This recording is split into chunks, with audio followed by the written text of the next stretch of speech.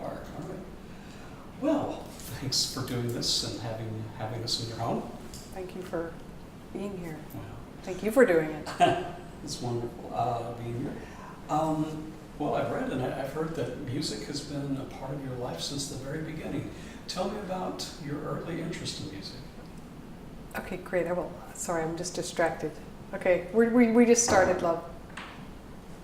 We just started, so I'll see you a little later.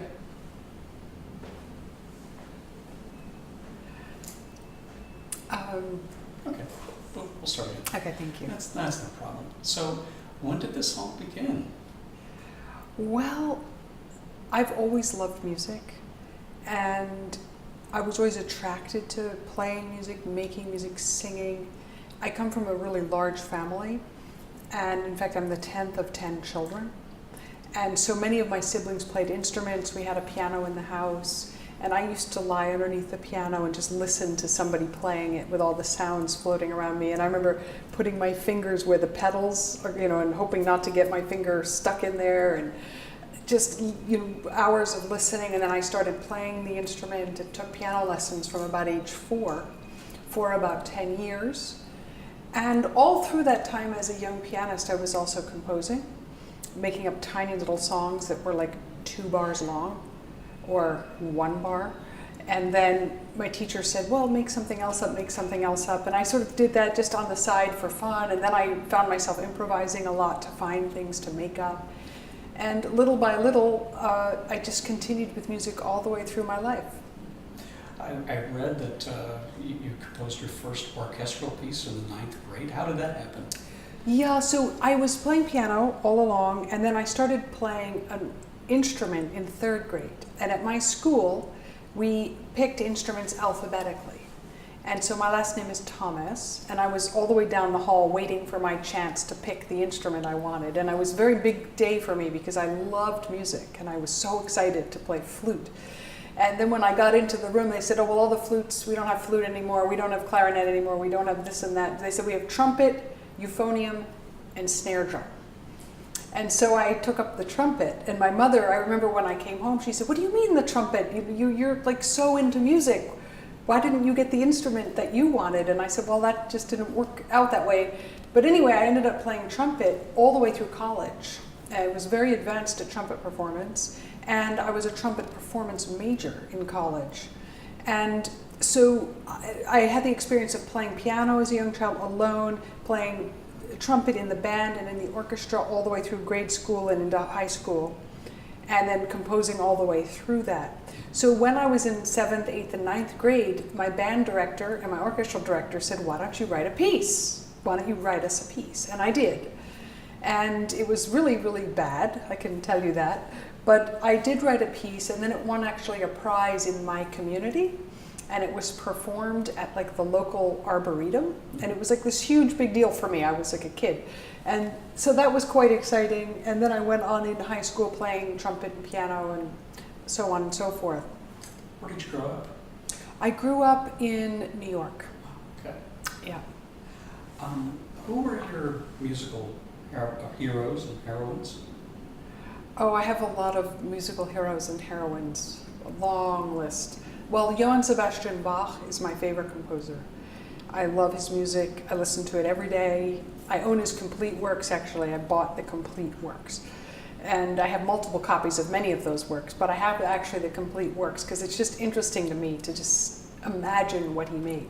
I think it's something like 172 CD set. I mean, can you imagine how much music that is? But I love his music for its invention, its concision, its honesty. It's very spiritual, and it's incredibly modern. If you heard a piece of Bach today, you could imagine it was almost written today. It's just so fresh after all these years. And of course, I love Debussy, Ravel, Mahler, and then lots of jazz artists. I mean, if we're talking music, and then of course, if we get into poets and painters and architects, I mean, the list goes on and on and on. You like the spontaneous, I've heard. I do. Yeah, I like when music feels like it has an inner life to it. That the musicians come out and they pick up their instruments and they just play as if it was inevitable. Like it was just music pouring out of them, that there's a spontaneity in the sound, in the way they're pulling their bow or blowing air through some instrument. I like that sense of immediacy, and in some ways it's related to jazz. Like the next note, get the next note, play, go, this kind of thing. But it's kind of interesting because the music that I write is extremely detailed in terms of its notation.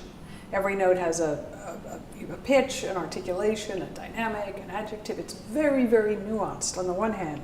Yet on the other hand, I want it to sound spontaneous. And it's this really interesting balance between these two worlds.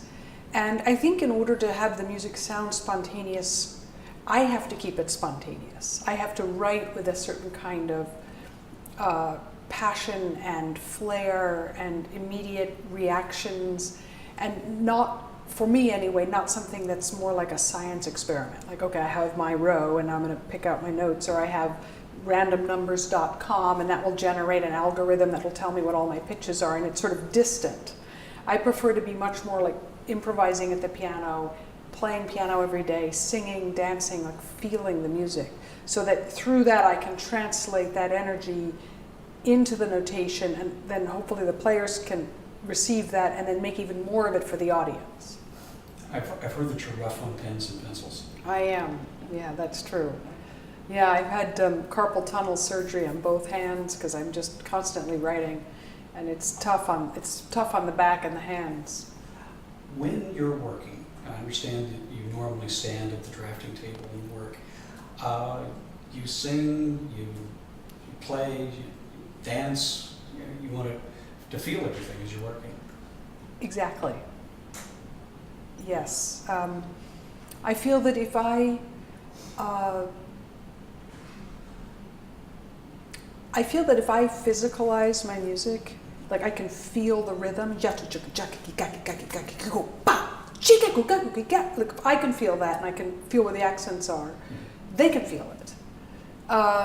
It's not just some random thing. I mean, it's really physicalized. And very often when musicians ask me a question in rehearsal, I just sing the answer, because it's just the way it should sound that matters.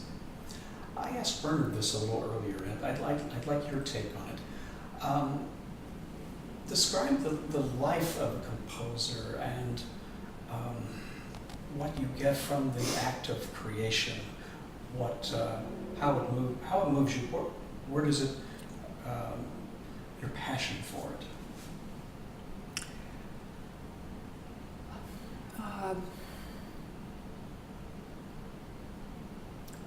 I think the most important thing to have for me in creating music is a kind of inner need to make it. I need to get up in the morning at 4 o'clock and work all the way till 11 at night, working something out, because I need to do that. I want to communicate. Because without that inner eruption of passion, it's very, very hard to spend 50 years writing huge symphonies. I mean, it's incredibly difficult work. Out of thin air, there's nothing there, then there's a piece of paper, and 8 or 9 or 10 months later, there's a whole symphony. I mean, it's just an incredible amount of work. So you have to have the inner passion. I think you also have to have a very strong work ethic, or at least I do, because it's so much work to get these pieces out into the air, but also, I would say, very polished. Like all the details are there, beautifully proofread, elegant materials, excellent, from soup to nuts, everything has to be really well done. And that's just an incredible amount of work.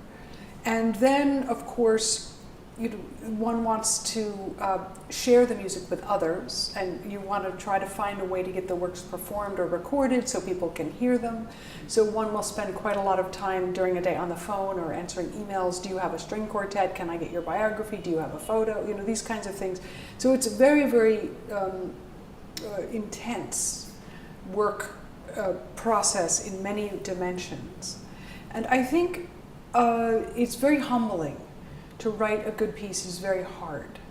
You spend a whole life writing these pieces, and you're working things out, and to get a complete gestalt where all of the elements of a piece, the rhythm, the harmony, the counterpoint, the flow, the flux, the inner life, the trajectory of the piece, the balance, all these things, all right in a 20-minute piece is almost impossible. Like, it really is. That's why the great composers are the great composers. And it takes a lot of study to understand what makes a piece great. You can't just hear a great symphony by Mahler and understand it in one hearing.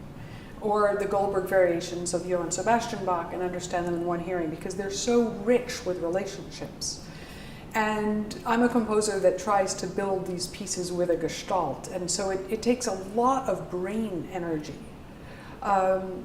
Sometimes I will just be working maybe 15 hours in the day, and I haven't stood up, or I haven't moved around, or I haven't sat down. I've just been stationary or sitting at the keyboard, and I'm hungry, but I haven't done anything. You know, I've just been like sitting there. But you know, you realize your brain is just working at such a speed all day long. It takes a lot of brain power.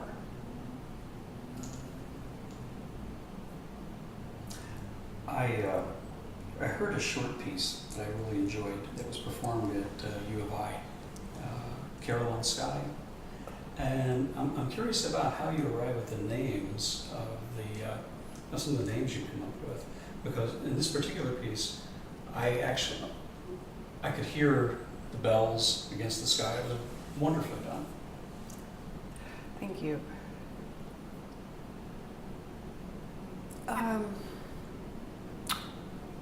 All of my titles, or let me start over. That's right.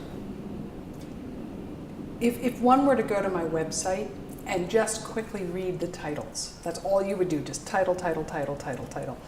I think one would realize that the titles are pointing in two directions. One is toward things cosmic, stars, suns, moons, skies, orbits, these kinds of images. And the other is, or related to that would be things that are very earthy, you know, earth echoes or resounding earth, these kinds of things.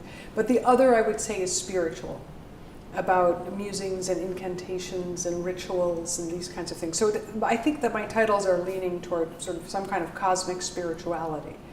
But that is not to say that you can pick out any one piece and sort of dig that out of it. But it is a body of work that I've made. And those are things that interest me.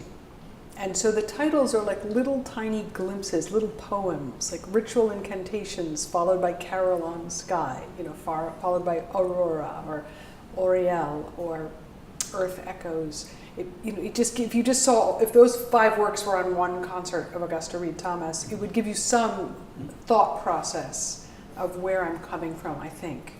Well, you said if you went to your website and started looking around, that's exactly what I did. And so I started picking out little pieces here and there. I thought, well, let's see what this one's like. Oh, thank you. And, that was fun.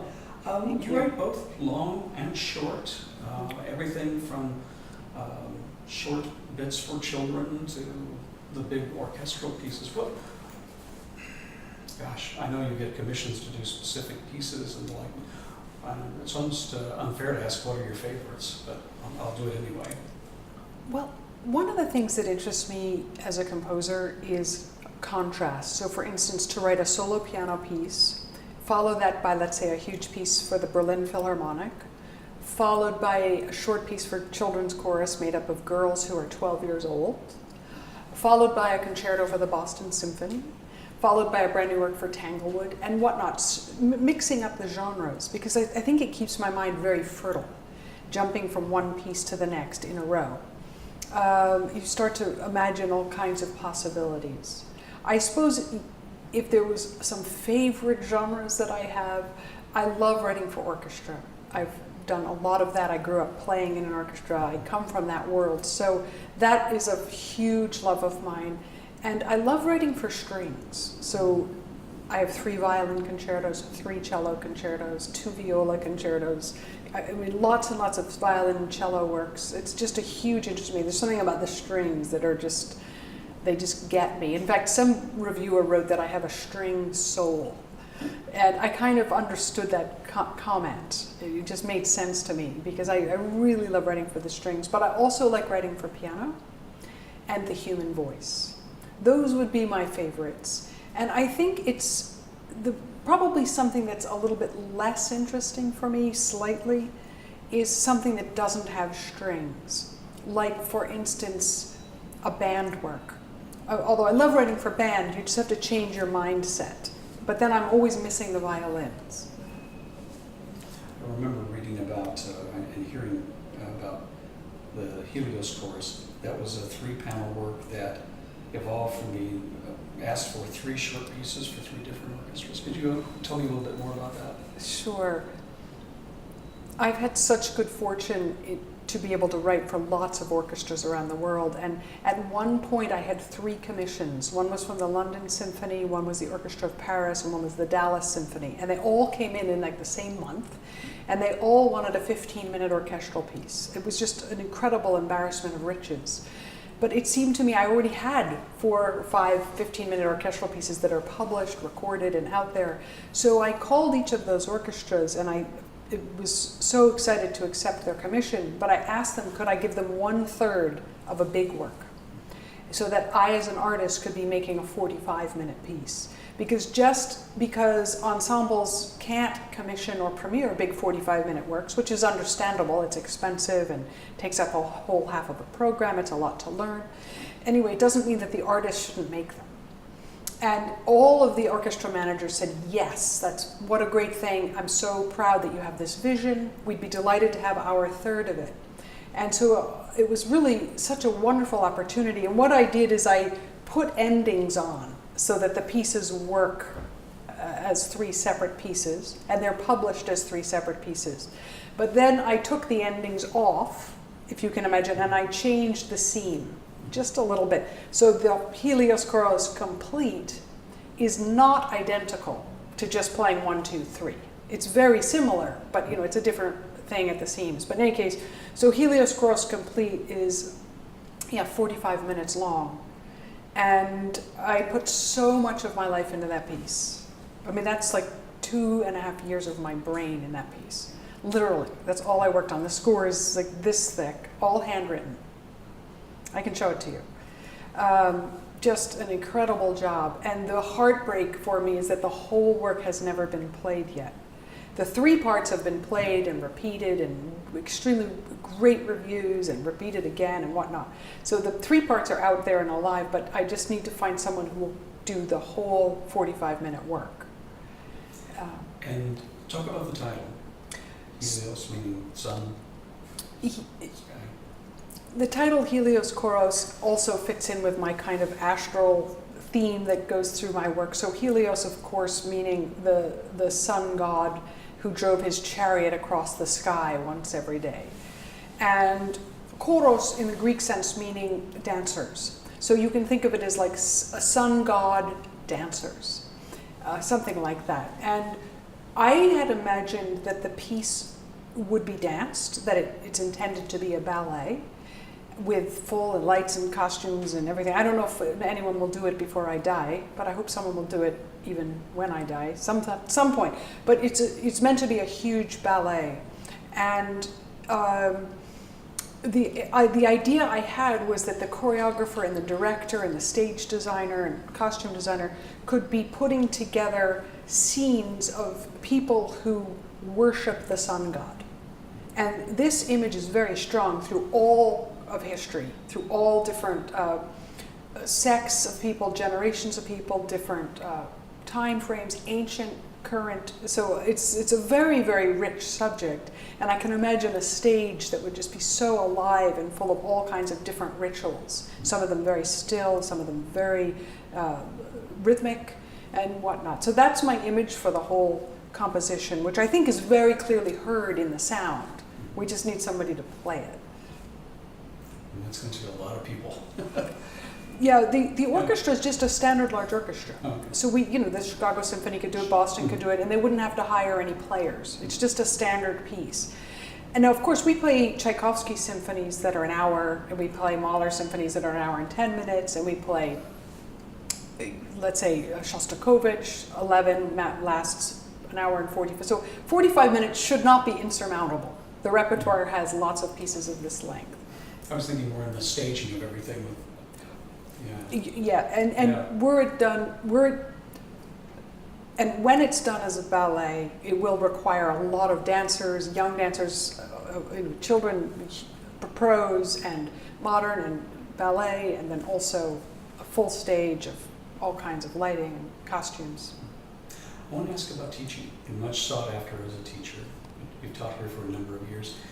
What do you hope that your students learn from your example, from your career, from your work, and your passion for it? Well, I love to teach, and I love my students. In fact, I'm in touch with all of them, basically. They keep in touch with me, and I keep in touch with them. So people I even taught at Eastman from 1993, so that's already 20 years ago. I'm still in touch with them. And I think to be a composer, you need three things. You need an incredible imagination, to be able to imagine things out of thin air all the time, one piece, the next, the next. You also need an incredible toolkit, like in terms of good ears, good mind, an understanding of history, theory, repertoire, context, whatnot. And then you also need a strong work ethic.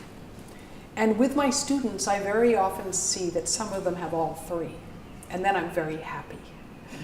But sometimes I see that they only have two of the three. Like they have a huge imagination and a good work ethic, but no toolbox.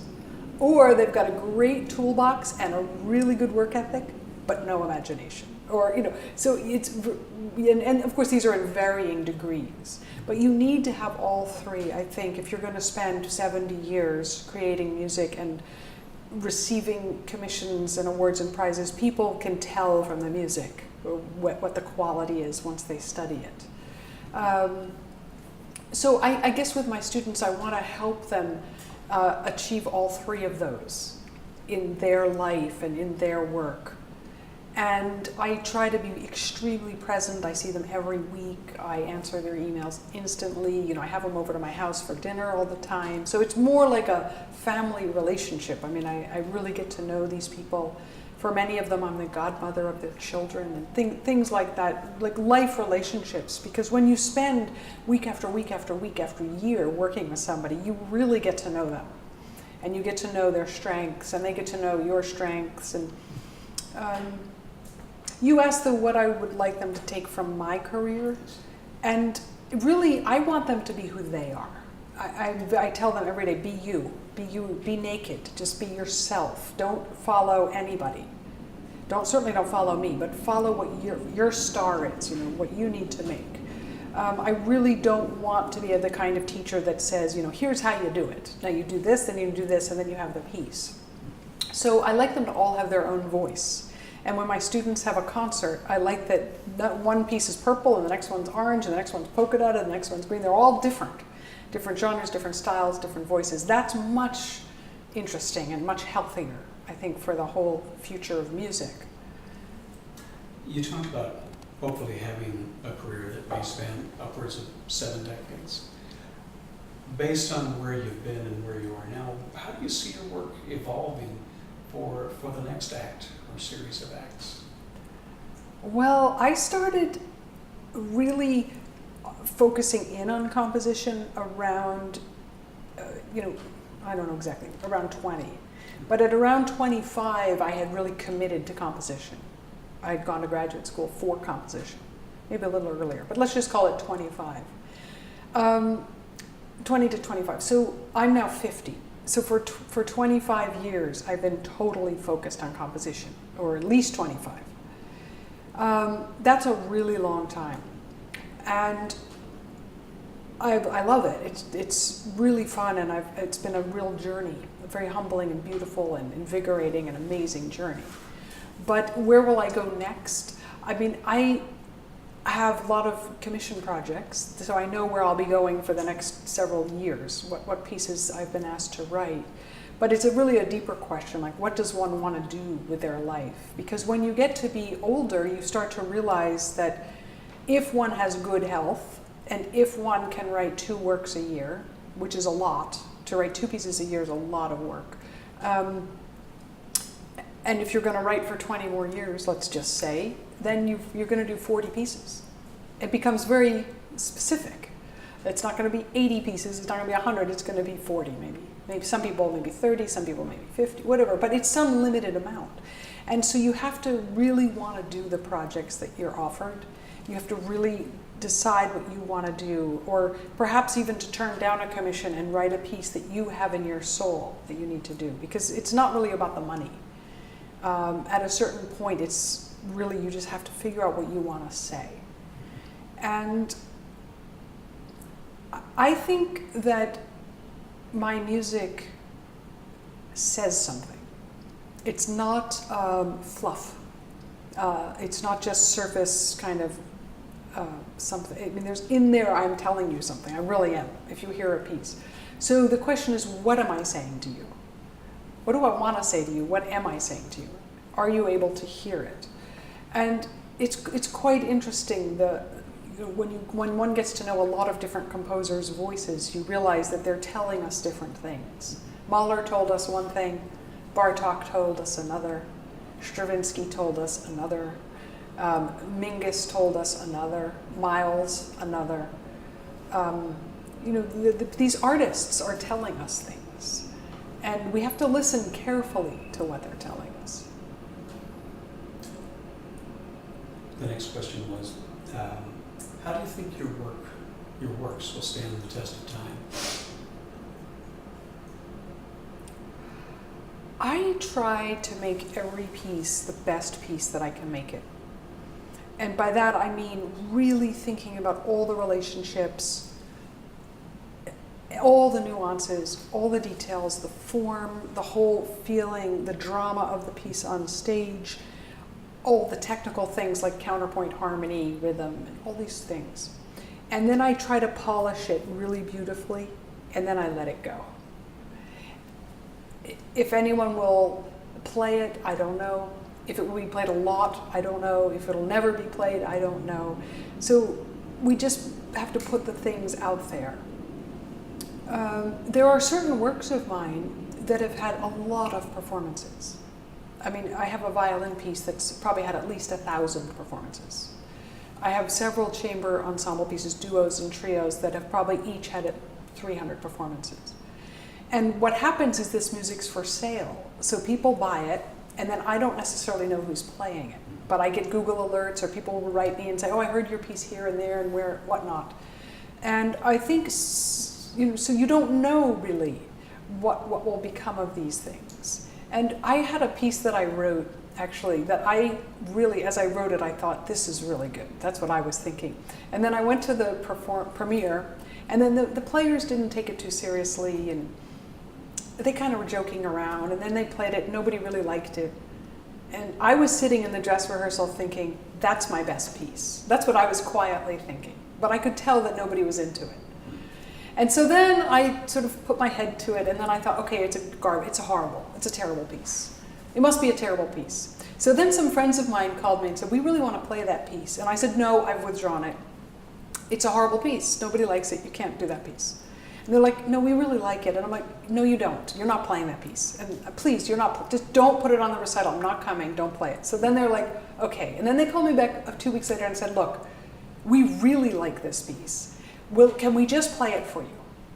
That's all. We won't put it on the recital. We just want to play it for you.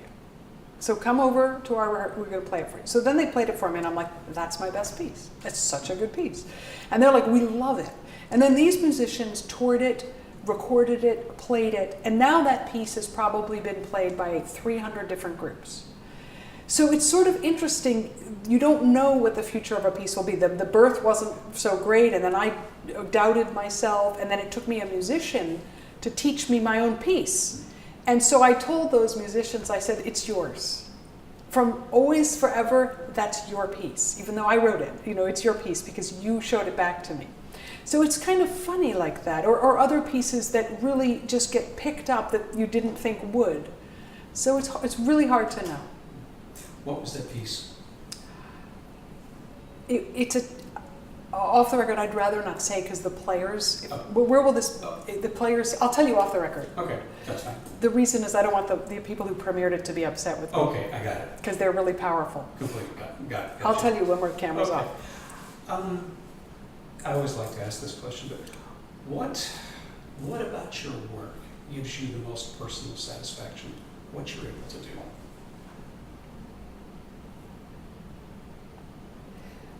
I work really, really hard.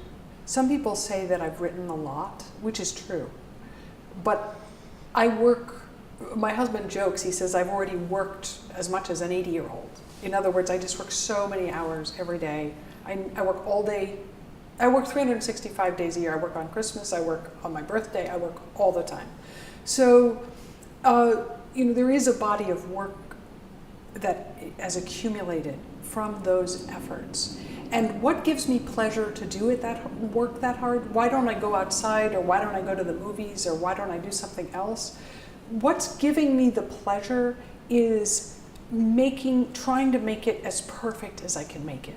Like figuring out just the beauty of a phrase and its inner life and where it has to go and how it should be shaped and where it needs to take me as a creator, and kind of reacting to it while I'm making it, and this kind of thing.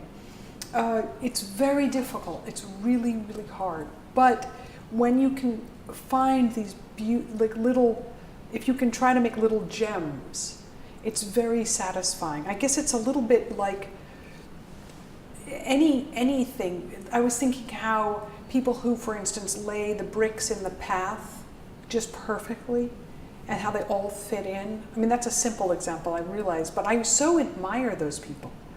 Or somebody who can make a perfect mosaic, or to knit something just perfectly. I mean, or like lace. It's a little bit like weaving lace. And if one of the little pieces of the lace gets snagged, it bothers me. Like, I want it to be perfect.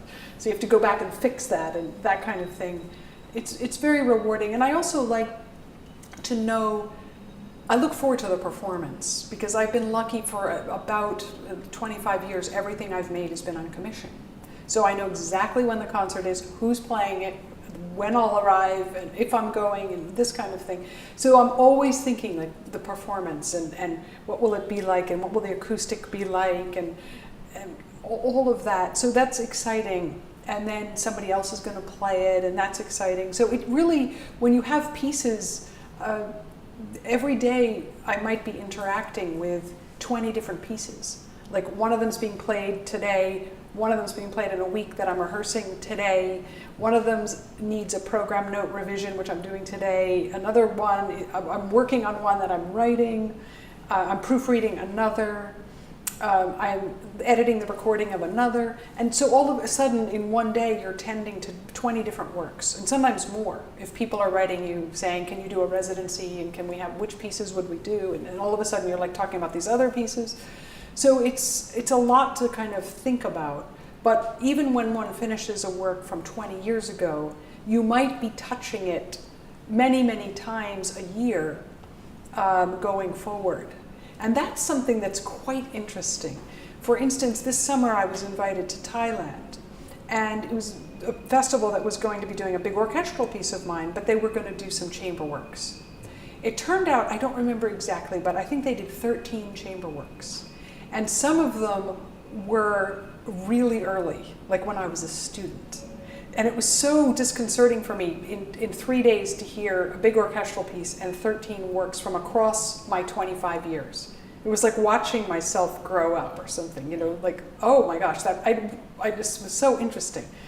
But it's sort of funny because I felt so old sitting at the concert, listening to pieces I wrote 25 years ago, or 20 years ago, or 18 years ago, or 16 years ago, whatever it might have been. But then you also realize these pieces are living. These people are playing them, they've learned them, they bought the music and they learned it and they played it and they're going to play it again. It's quite interesting because when you write it, you don't necessarily think 20 years out as to who's going to be playing it, where, will you meet them. And I think the internet makes it quicker now because people email me and say, oh, we just did your trio. And I'm always like, thank you, so nice to know. And then they send me a sound file. And so you end up meeting all these musicians through your work, virtually, even if you never met them. It's quite interesting. Yeah, I hadn't thought about the fact that you might have 20 different things going on all across the world, and you're dealing with it at this particular stage, or revision here, or as you say, notes over here. Yeah, Yep. yeah. Getting to the end of my questions, I'm just curious, what did you think when you and Bernard found out that the Lincoln Academy was going to honor the two of you? I just want to say something. You can cut it off the interview, obviously, but I just wanted to say, as one gets older, one has to really prioritize what one wants to do. And it's gotten to the stage where I am so busy every day that I just want to write the music. That's really what I want to do, because I have the music inside of me. I've been blessed with excellent health, I never get sick, and a very fertile imagination. And as long as I have those two, health and imagination, I should actually be writing music. And so this year I actually hired a full-time personal assistant to deal with everything else. And it's quite a big decision for a composer, like to have somebody dealing with everything and then you can just write your music. But it does feel very different, and it also feels like if I'm going to commit at age 50 to really focusing on writing the music, then people who want to work with me know that that's really what I'm doing. You know, I'm not spending my day running to FedEx and running to Kinko's and dealing with 1,000 emails about biographies and all of that kind of thing that come in all the time. So it's quite interesting, and I think going forward, let's say from 50 to 60 or 50 to 70, I can really make that everything priority on the sound of the music and working with musicians, working in rehearsals, having time to stay for rehearsals, having time to go to concerts. Because very often I go to my concerts, I arrive like at 5 o'clock, the concert's at 7:30 and I leave at 4 in the morning. You know, there's no time around anything. I'm just so busy. Now I can maybe go for a rehearsal or something like that. That's fascinating. No, it's interesting to me to hear from you where you are at this point, and you're looking down the road at the things you still hope to do and making the best use of your time and your creativity. It's fascinating. That's right. That's right. And being married to a composer who's a fantastic composer, a world-class composer, I want him to write his music. And anything that I can do to help him to have time and space and energy, really, to not be fatigued so that he has his good hours of his day writing, I want to set that up for him so that he has that space in his life. Actually, I was thinking of asking a question along those lines, but thank you. And I'm glad you brought, kind of broke frame there for a moment about the, about the other. Now I'm going to break frame. Yep. I'm going to be working on a different piece for the Illinois Arts Council in the not too distant future. Oh, great. And the Arts Council is coming up on its 50th anniversary. Great. And I'm wondering if you might share some of your thoughts about the importance of the arts in public life. Because unfortunately, when there are budget cuts, they're usually the first things to suffer. And that's a shame. I think it should be the other way around. But just wondering, what do you think about the importance of the arts in public life in a great cosmopolitan city like Chicago, and an incredibly varied state from one end to the other? Should I do it now on camera? I mean, like, so that you can use it? Yeah. Okay. Let me think for a second. Yeah, it was kind of a trick question. It just occurred to me, though.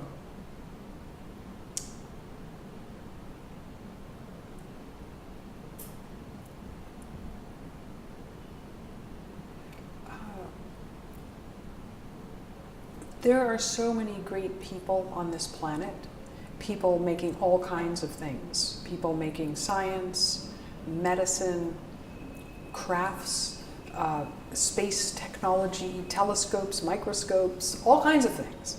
There are also a lot of artists making art, people painting, making murals, making sculptures, creating symphonies, doing jazz improvisations, dancing, writing poems, and so on and so forth.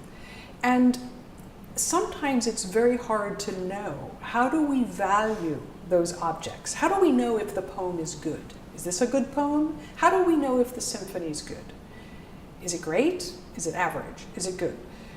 Is it excellent? Should we support this? And it's sometimes can be very abstract, because with science you say, okay, we built the telescope, we saw the orbiting something, it's very clear in a certain way. On the other hand, I would argue that we have got to make everything possible for the artists to thrive. And even if the work that is made isn't fabulous, we're not going to get the fabulous ones unless there's a big pool of people making art. So for every fabulous piece, there has to be 1,000 pretty good ones. And so to have 1,000 pretty good ones, you need 2,000 people working. And then you end up with these incredible, iconic pieces that change the history of civilization, actually. I mean, when you look at what the great artists have made, whether it's architecture or poetry or dance or music composition, whatever it is.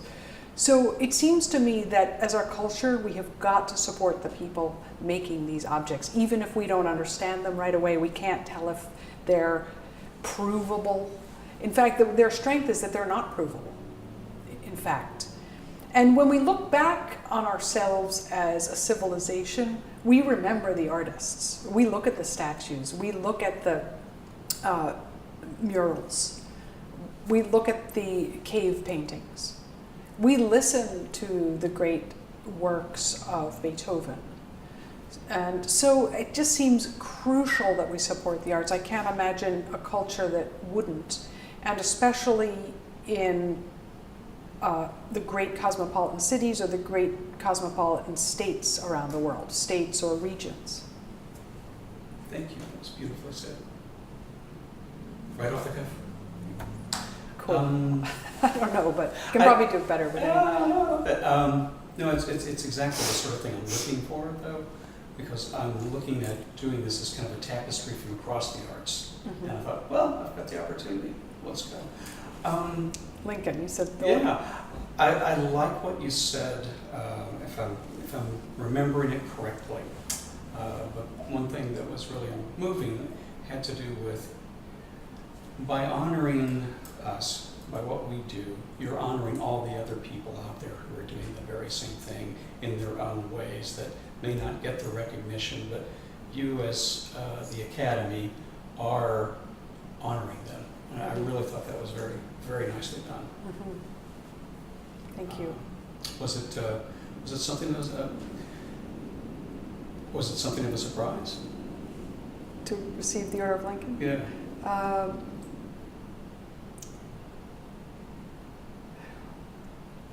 One day I went down to pick up the mail, and there was this beautiful letter on gorgeous stationery with an emblem, and we opened it, and it was the letter stating that we had won the Order of Lincoln. And I remember kind of like reading it again, thinking, wait, is this right?